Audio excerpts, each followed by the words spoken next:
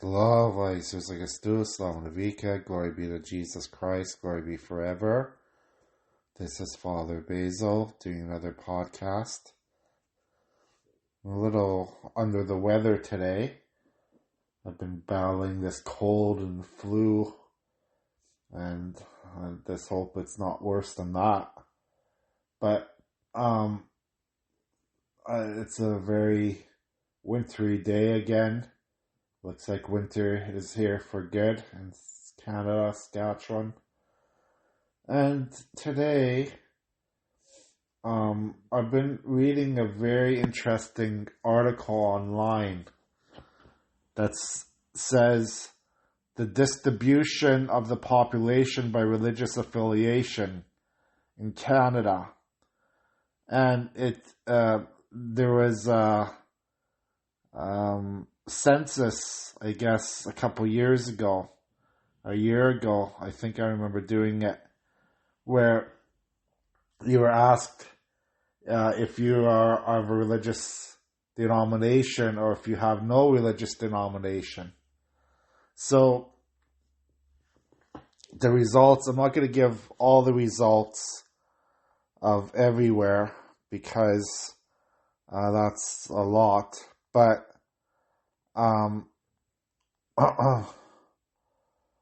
in Canada as a whole, 53% or so of the people say that they are Christian. 12.1% are of other religious denominations, and 34.6% of the people of Canada say that they are not religious. So they have no religious denomination that they follow at all. Basically, they're secular, they're atheists. Okay? And in Saskatchewan, the numbers are very similar to the country, to Canada as a whole. In Saskatchewan, 56% of the people who did the census said that they are Christian, that they belong to a Christian church. 7.1% say that they are of other religions. And 36.6%, even more than Canada average in Saskatchewan. So 36.6% of people in Saskatchewan say that they have no religion at all. They do not follow any religious church or faith or anything like that. That's a eye-opening number for us. It's very interesting, and there's other parts of Canada where there's actually more non-religious people than they are religious people. For example, British Columbia. I don't want to pick on any particular province, but in British Columbia, 52.1% of the people there say that they have no religion at all, that they do not follow any religion. And the same with Yukon, 59.7% in Yukon said that they have no religion at all. So I just think that these these numbers are quite interesting. And if you go to the other extreme, in Eastern Canada, they have the most Christians, the most percentage of the people in Eastern Canada are Christians. So, for example, in Newfoundland, 82.4% of the people there consider themselves Christian. In PEI, Prince Edward Island, 67.6% consider themselves Christian. In New Brunswick, 67.5% consider themselves Christian. Even Quebec, which, this surprised me the most, because I always thought that Quebec was the most secular society in Canada, but this surprised me. 64.8% of the people in Quebec consider themselves Christian. And another high one is Nunavut. Nunavut, 73.5% of the people in Nunavut consider themselves Christian. So I know I gave a lot of numbers out here, and I'm actually very interested in these numbers because, well, some of you may know that in the past, before I was a priest, even before I was a teacher, I studied commerce. And one of my studies, my majors in commerce was statistics. So I actually know a lot about statistics and follow all these statistics all the time and know how they are gathered and stuff. But anyways, so this to go back to the numbers of Canada and Saskatchewan. So in Canada as a whole, 53.3% of people consider themselves Christian. And in Saskatchewan, that number is a little higher, 56.3%. But also in Canada, 34.6% of the people in all of Canada do not have any religious denomination at all. So basically, we call them atheists.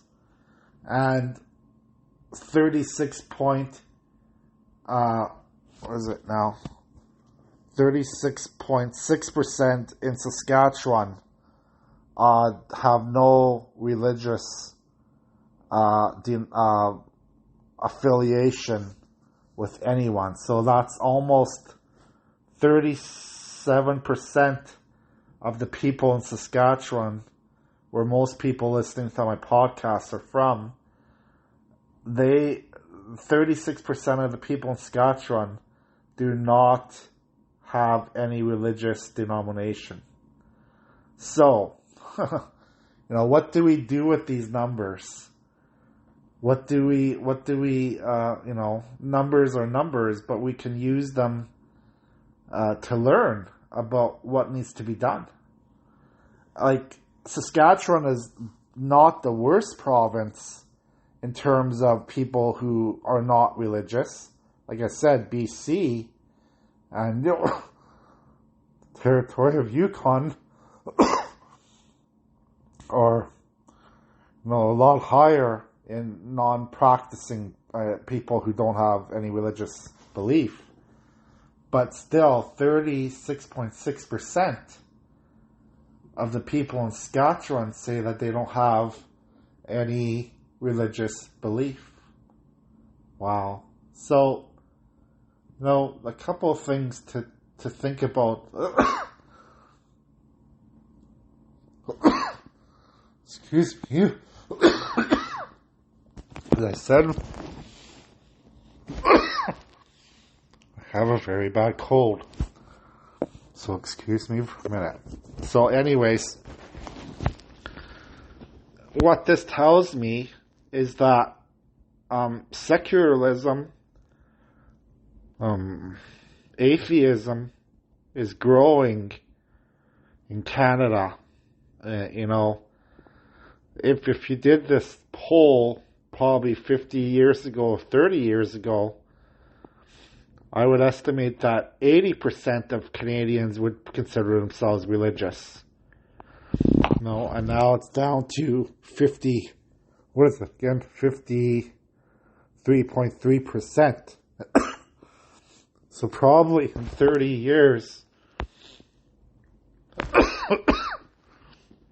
across Canada, we've lost, people, church-going people, Christians, and other, not just Christians, other religious faiths, could be Jewish religion, Muslims, Hindus, Buddhists, all those other religions, they don't make up for a very big part of Canadian society either. So it's not like, Christianity is losing people to these other religions. That's not true at all. The numbers don't tell us that. What the numbers tell us is that Christianity is losing people to atheism.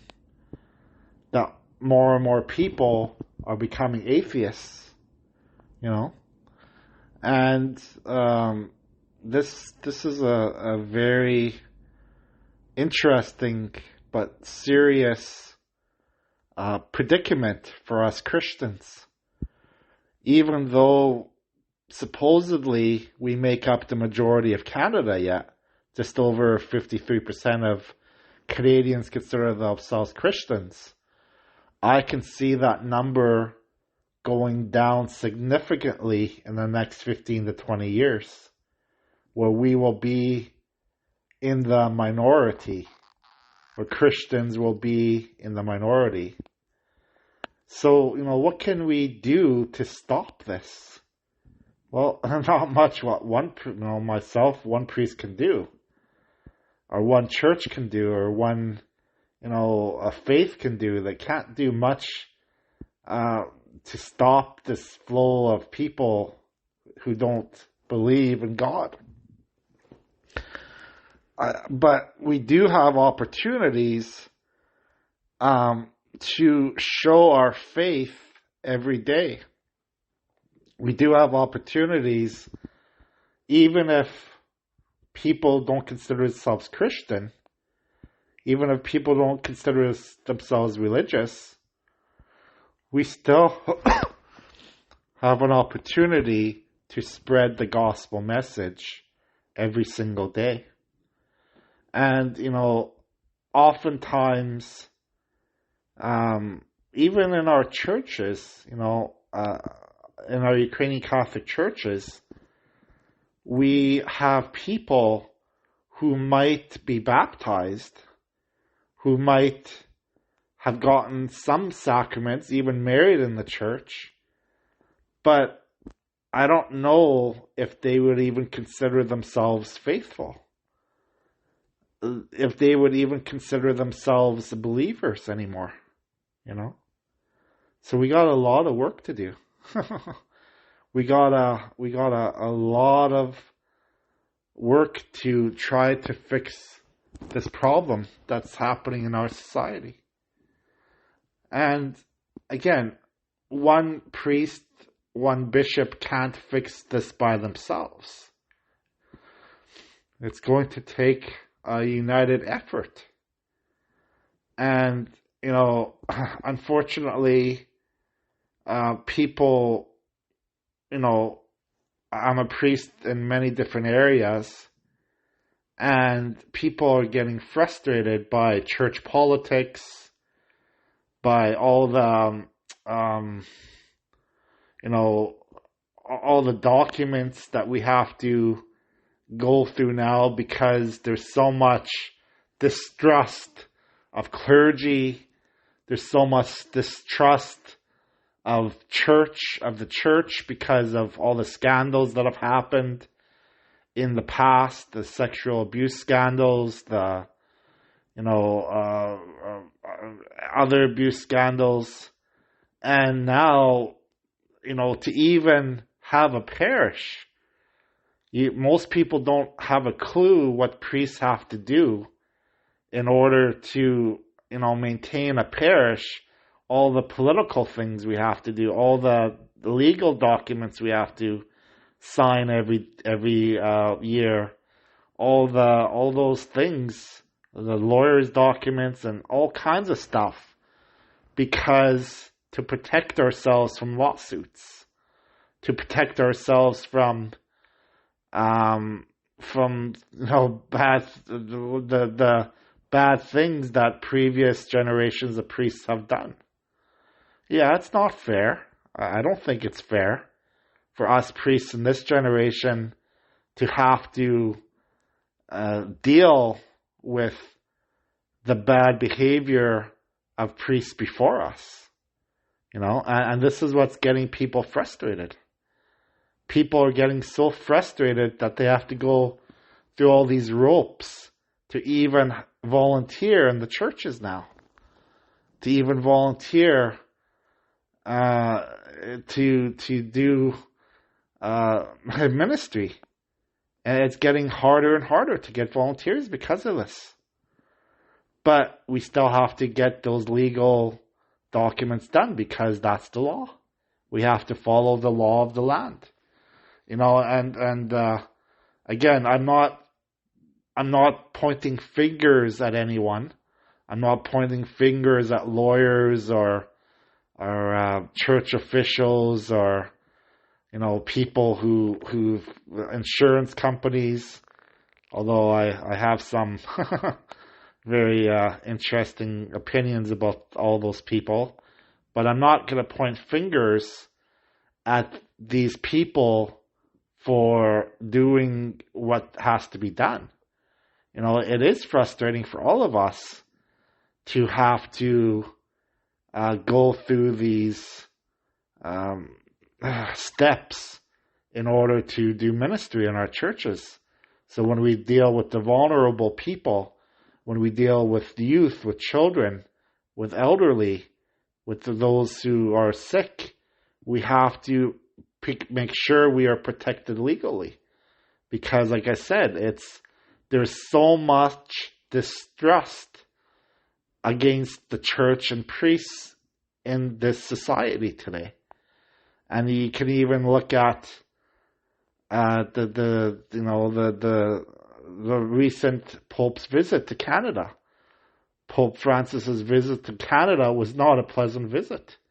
It was to deal with issues of the residential schools, of these, priests and other religious and people who took advantage of these children and did terrible things. But again, we can't blame the current generation of people for what has happened in the past. And if we continue doing that, we're never going to grow.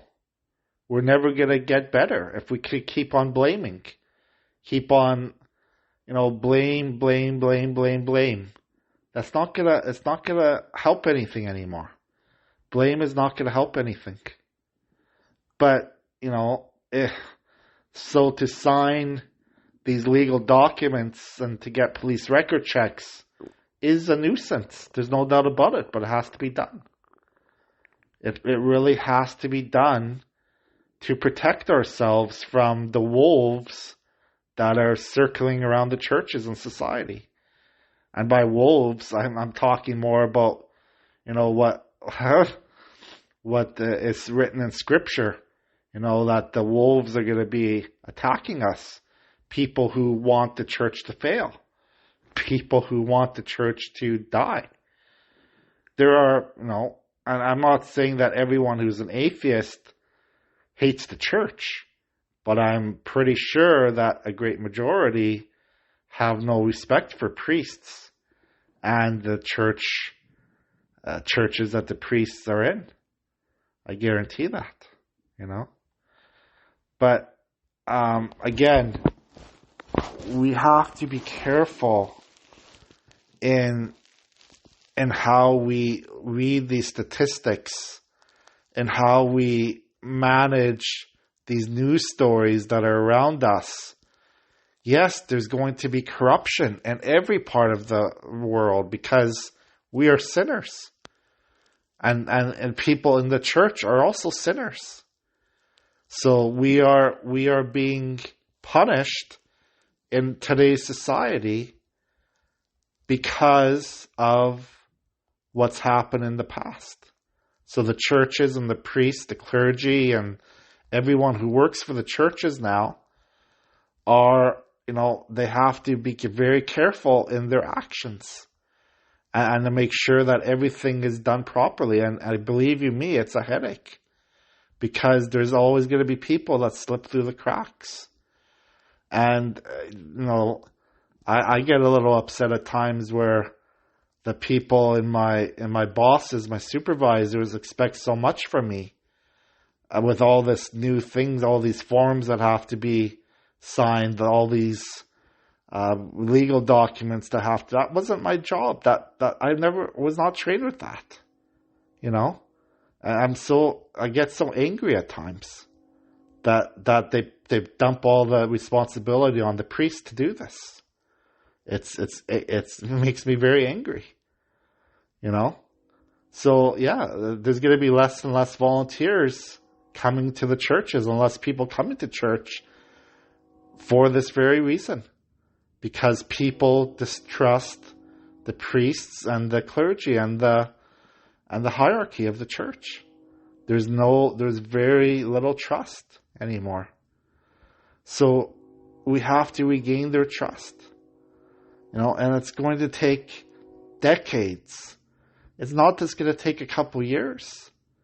It's going to take generations before we can regain the trust of those who have been hurt by, evil people in the churches in the past. So, yeah, it's going to take time. But in the meantime, what can we do about this? In the meantime, how are we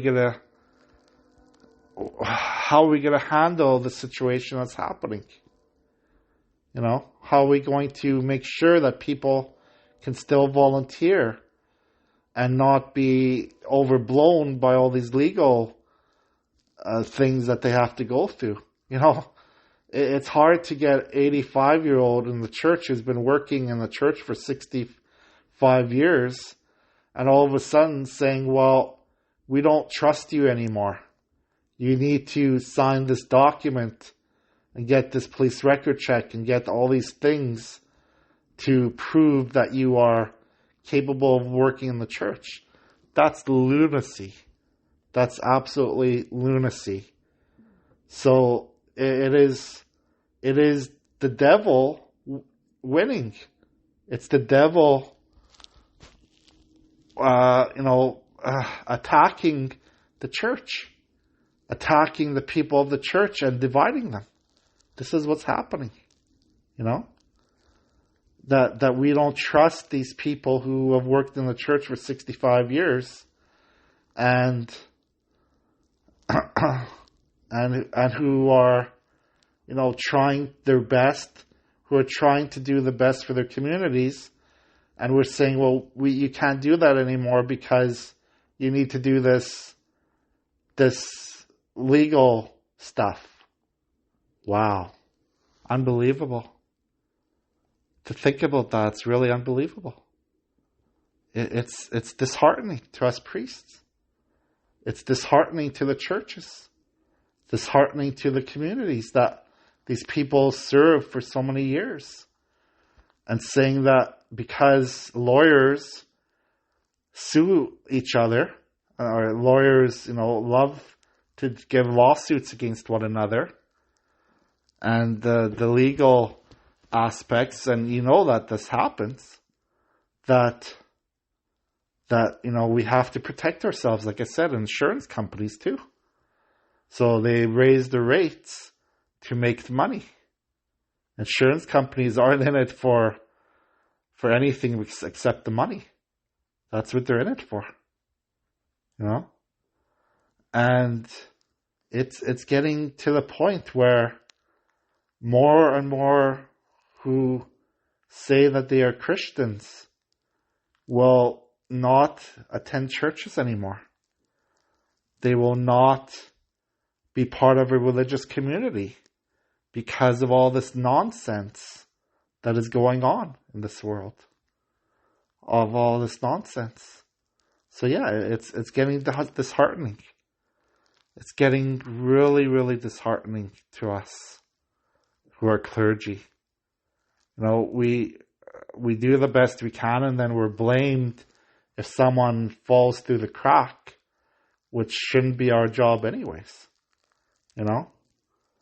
And how do we get volunteers? How do we get people to trust again? They're not going to trust if all we say to them is that we don't trust you. and you need to do all these legal documents. That's not a way to get trust back. But again, I don't want you to think that I'm blaming anyone. Lawyers and insurance companies are doing this because it's the law now. It's the government regulations that they have to follow. So, supposedly we're protecting the vulnerable by these decisions that we have to make. But again, have we gone too far? Has the pendulum swung way too far? Of course, we want to protect the innocent. That is our Christian duty.